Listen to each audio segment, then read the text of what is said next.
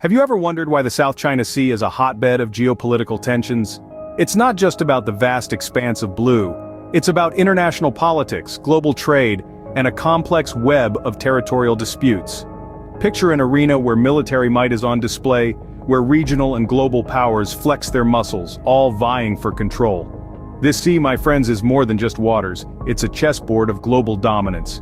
But to understand the current scenario, we need to look back at the history of these disputes. The South China Sea disputes didn't happen overnight. They have their roots in history. Let's take a step back in time to better understand the origins of these territorial tussles. Centuries ago, Chinese and Vietnamese dynasties laid claim to these waters, with their fishermen freely navigating the bountiful sea. However, it wasn't until the aftermath of World War II that the modern disputes began to take shape. The fall of colonial powers left a power vacuum, and competing nations scrambled to stake their claims. In the mid-20th century, the United Nations introduced the Convention on the Law of the Sea, or UNCLOS. This convention aimed to govern the use of the world's seas and oceans, outlining the rights and responsibilities of nations. However, its interpretation has been a source of contention, particularly in the South China Sea disputes. Countries such as China, Vietnam, the Philippines, Malaysia, Brunei, and Taiwan all have overlapping claims in the region. They assert their rights based on a variety of factors: historical records, geographical proximity, and even the UNCLOS itself. Each nation is looking to secure its economic and strategic interests, leading to a complex web of competing claims. As we moved into the 21st century, these disputes became increasingly complex. But to fully grasp the current state of affairs, we need to delve deeper into the geopolitical tensions of the new millennium. The new millennium saw the South China Sea disputes escalating, with regional and global players getting involved. As we walked into the 21st century, China began asserting its dominance in the South China Sea more forcefully. The dragon started flexing its military muscles, building up its naval capabilities at an unprecedented rate. This development raised eyebrows not only in the neighboring countries but also across the Pacific, drawing the United States into the fray.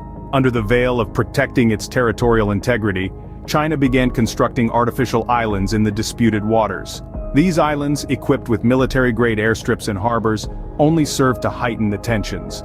They were seen as an audacious attempt by Beijing to bolster its territorial claims, a move that was met with strong condemnation from the global community.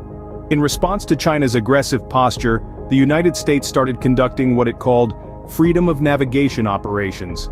The Stars and Stripes sailed its mighty warships close to the disputed islands, demonstrating its commitment to ensuring freedom of navigation in the international waters. The tension reached its peak in 2016 when the Philippines, one of the claimants to the disputed territories, took China to the Permanent Court of Arbitration. The court ruled in favor of the Philippines, invalidating China's 9-line claim, which practically covered the entire South China Sea. However, China vehemently rejected the ruling, further fueling the controversy. The South China Sea disputes have had a profound impact on regional stability and international relations. They have strained China's relations with its neighbors and the United States, threatening peace and stability in the region.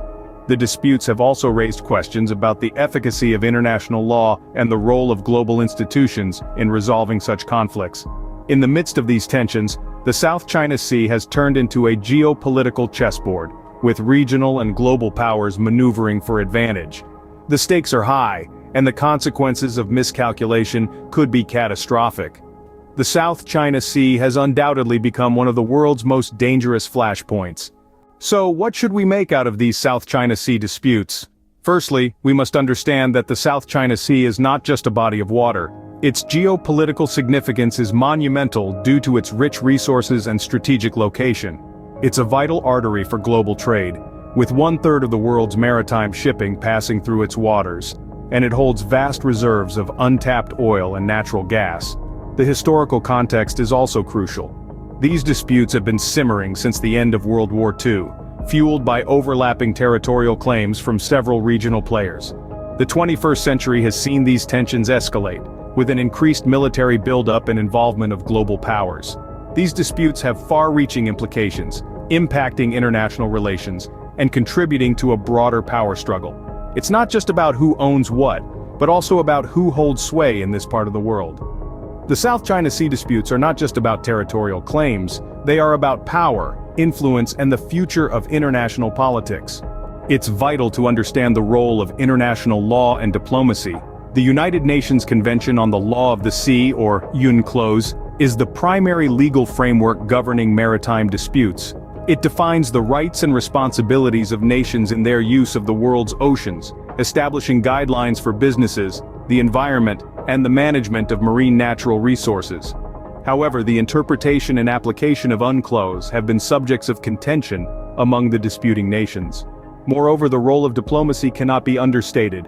It is through diplomatic channels that these nations can engage in dialogue, negotiations, and conflict resolution. This includes bilateral talks, multilateral forums, and even third-party arbitration. The Association of Southeast Asian Nations, or ASEAN, has been instrumental in this regard, facilitating dialogue among its member states. However, the effectiveness of these diplomatic efforts often hinges on the willingness of the parties involved to engage in good faith negotiations and to respect international law. The South China Sea disputes are a test of how international law and diplomacy can manage and resolve complex geopolitical issues. It's a delicate dance of power, sovereignty, and cooperation. Now that we've explored the role of international law and diplomacy in the South China Sea disputes, let's wrap up. If you enjoyed this video, please like it and subscribe to our channel for more insightful content. Thanks for watching.